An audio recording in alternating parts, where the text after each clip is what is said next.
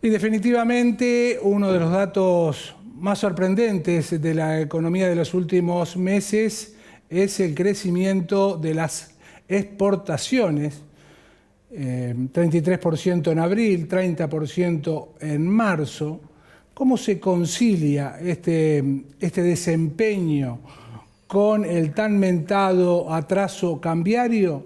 Es un poco lo que quiero hablar ahora con el ingeniero Fernando Landa, presidente de la Cámara de Exportadores de la República Argentina. Buen día, ¿cómo está, Fernando? Gracias por venir. Al contrario, muchas gracias, Nino, por Por la favor. invitación. Bueno, ¿cómo lo explicás? ¿No hay tal atraso cambiario o volaron los precios internacionales de los productos exportables? No, en realidad la respuesta es otra, porque, digamos, efectivamente vamos a tener un récord de exportación que va a estar en el orden, según nosotros estimamos, de aproximadamente 95.000 millones de dólares, que es verdaderamente un récord, ¿no? Eso compara contra 87 el año pasado, y el récord histórico que fue en el 22, digamos, que es 88 y pico. Ahora, hay que entender por qué ocurre esto, ¿no? Si uno mira el tema de la exportación del campo, digamos, los cereales, en realidad, el complejo cerealero y oleaginoso, en realidad hay una caída muy fuerte debido a la diferencia de precios que había en el récord histórico del 2022 y hoy. En el 2022 estábamos en precios que eran del orden de para la soja de 650, sabemos que está ahí, Claro. $200 menos. Claro. Entonces, si bien la cantidad exportada sube mucho, el complejo va a pasar de 44.000 a 36.000 millones de dólares. Muy parecido al año 25. En cantidades, efectivamente, la cosecha es récord,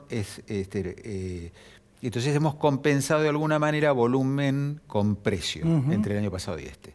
Entonces uno dice, bueno, ¿y qué es lo que está pasando? Bueno, lo que está pasando es el complejo petrolero, número uno.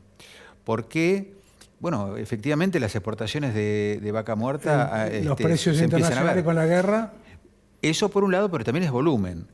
Y ahí tenemos una diferencia muy grande, porque si uno lo compara contra el 2022, hay 9.000 millones de dólares de diferencias positivas. Entonces hay muy fuerte crecimiento de ese sector. ¿En ese entonces no se importaba todo lo que fuera combustibles? Claro, había importaciones, pero también ya se exportaban por el oleoducto trasandino. Claro. Entonces el neto es mucho mayor. Y después el tema minería. En minería también tenemos otros 2.000 millones de dólares respecto del año pasado adicionales. Entonces, ese es el gran driver, ¿no? Ahora, vos hablaste de récord, y creo que el gobierno también utiliza la misma expresión. Digo, pero estamos hablando de componentes muy diferentes del complejo exportador, ¿no? Claro, bueno, ahí hay un tema que nosotros siempre insistimos, es ¿cuál es el objetivo de la exportación? ¿Cuál es la misión? En las empresas se determina misión, visión, etc. ¿Cuál es la misión? Si la misión se puede medir solamente a través de un indicador, que es la facturación, entonces estamos muy contentos porque la facturación subió.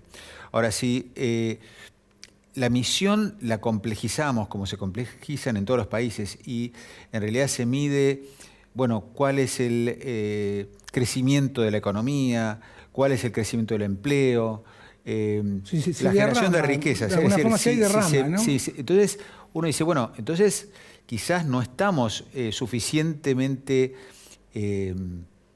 descriptos por un solo indicador. Ese indicador probablemente tiene que ver con, bueno, cuál es la situación cambiaria o cuál es la disponibilidad de recursos externos. Y está bien medirlo, pero es insuficiente.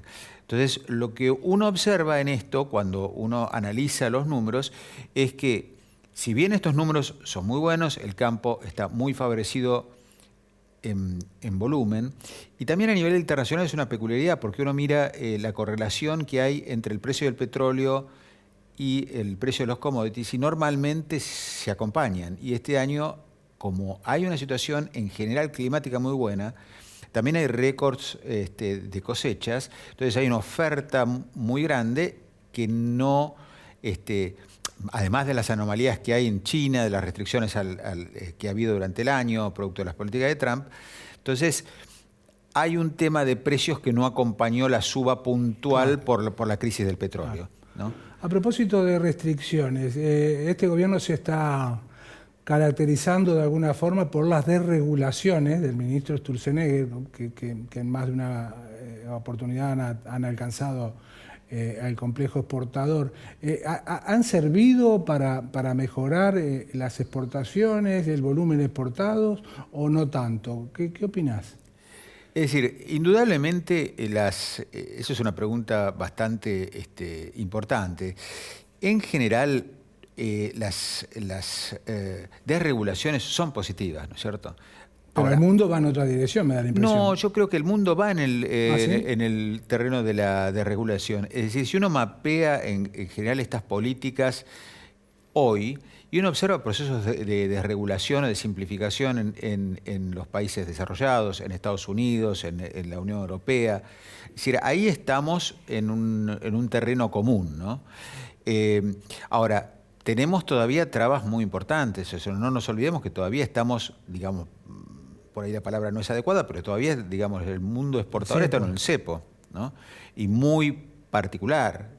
O sea, se ha hecho el tema de regulatorio, uno podría incluir la baja de las retenciones, que es indudablemente el camino que hay que seguir, y eso, como lo hemos dicho, el gobierno ha tomado el tema y con coraje lo ha ido bajando.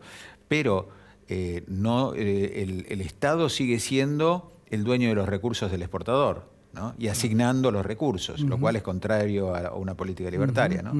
Y así que, digamos, hay muchas cuestiones que impactan mucho más que la desregulación. Claro, pero yo, por ejemplo, me refería a lo que hace Trump o lo que hace la Unión Europea con muchas medidas para arancelarias, sin ir más lejos, que en más de una oportunidad, como sabemos, y no sabemos si no va a estar vigente o entrará en vigente en los próximos días y meses, la política con la Unión Europea, ¿no? El acuerdo de integración con la Unión Europea. Digo, el mundo daría la impresión que por momentos se cierra más que se abre. ¿Eso no está en colisión con lo que hace Argentina? Indudablemente lo llegamos hasta cuantificar, o sea, 1 de cada 5 dólares que se mueven en el mercado internacional está afectado por medidas restrictivas. Ajá. O sea, es un récord histórico. 20%, no es poco. Claro, y eso es el producto de medidas tradicionales de antidumping, derechos compensatorios y de... American First. American First, claro. De los derechos que ha impuesto Trump de distintos condiciones, ¿no? Ahora, en este marco, ¿cómo ves, ya que tocamos el tema del acuerdo con la Unión Europea, Mercosur, Unión Europea, y el acuerdo Argentina-Estados Unidos, ¿esto beneficiará a los exportadores? ¿Cómo ves este panorama que se abre a partir precisamente de estos años, ¿no? Bueno, está vinculado con lo que me preguntabas antes. Es decir, cuando uno mira las restricciones que a nosotros nos quedan, vinculado con el cepo, la liquidación de divisas, vinculado con derecho de exportación todavía, y sobre todo los atrasos que hay en el repago de impuestos indirectos que no deben exportarse, estos factores son problemas de Argentina. Entonces, cuando uno hace un acuerdo como con la Unión Europea, en el cual hay una dimensión de inversión, de asociatividad importante, ese acuerdo es con Mercosur, no es con Argentina. Entonces, cuando Argentina no toma estos temas y dice, bueno, tengo que eliminar estas anomalías pronto, lo que ocurre es que la decisión de inversión está afectada por este tipo de cuestiones. O se van a Brasil, o eligen Brasil. Claro, digamos, o sea, alguien que tiene que decir dónde invertir para un proyecto exportador, bueno, tiene la alternativa de irse a Paraguay, a Uruguay, a Brasil, y en Argentina le van a exigir otras cosas. Digamos, el gobierno lo entiende porque el RIGI es eso, ¿no? Es una ventana de normalidad. Nosotros consideramos que tiene que ampliarse esa ventana de normalidad y urgentemente. El RIGI. ¿No? Digamos, en el sentido de ¿Es insuficiente para atraer inversiones, según vos? No, digo que es insuficiente el marco, porque el marco está para las grandes inversiones, pero no todas las inversiones para la exportación son grandes inversiones, claro, ¿no? Claro. Entonces, lo que hay que, digamos, se entiende que el RIGI es necesario para que las las grandes inversiones para determinados sectores efectivamente se cristalicen. Claro. Entonces, si eso es cierto, también es cierto para el resto de la economía, ¿no? Entonces ¿No hay que llegar al ¿No tiene un gran costo fiscal el RIGI? Bueno, el costo fiscal de la normalidad, digamos. Sí, es decir, también hay que atacar cuáles son los problemas que dan esta necesidad.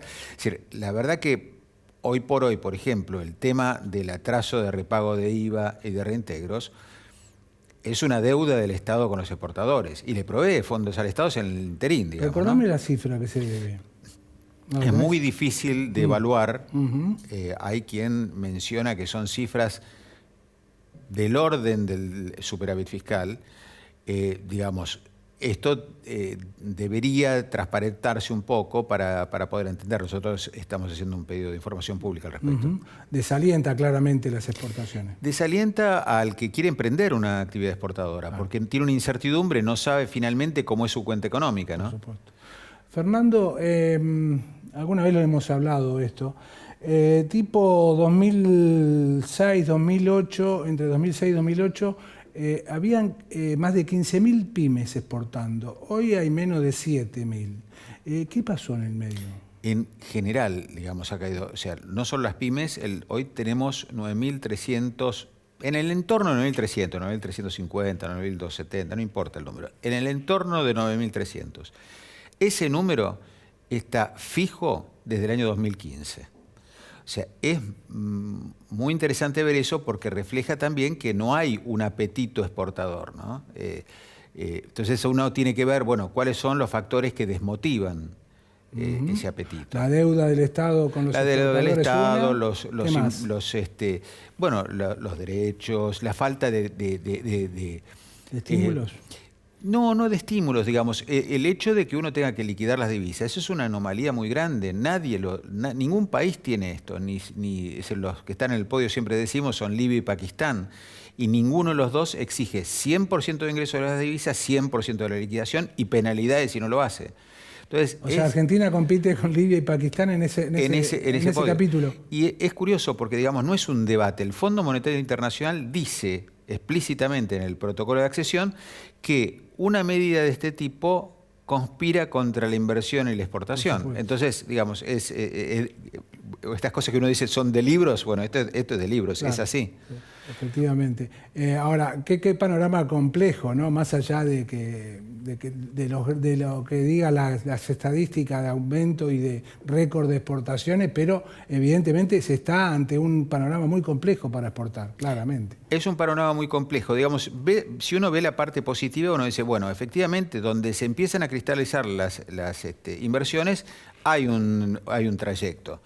Ahora, lo que uno tiene que ver es, bueno, no nos quedemos satisfechos con este récord, miremos el mix, que era la primera pregunta que hacías, y una vez que tenemos eso, ¿qué medidas tenemos que tomar para incentivar al resto de la economía? Por supuesto. Muchas gracias, Fernando. No, al contrario. Clarísimo, por cierto. Fernando Landa, presidente de la Cámara de Exportadores de la República Argentina. Nosotros nos vamos. Buen fin de semana para todo el mundo.